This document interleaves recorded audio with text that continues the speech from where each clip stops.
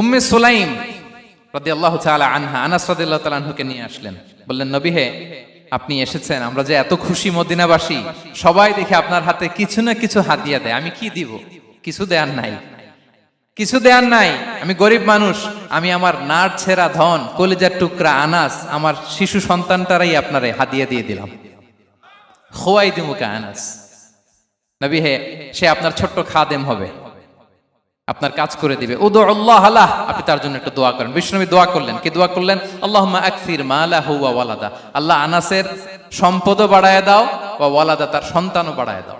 দেখেন এই দোয়ার কি বরকত। এই দোয়ার বরকতে আনাস বলে, মদিনাতে যত খেজুর বাগান ছিল সবগুলো খেজুর বাগানে বছরে খেজুর হতো একবার, কিন্তু নবীর দোয়ার বরকতে আমি আনাসের বাগানে খেজুর হতো বছরে 2 বার। আর উনার সর্বসাকুল্যে ছেলে মেয়ে ছিল, কোন বর্ণনায় 78 জন, কোন বর্ণনায় 80 জন। আমাদের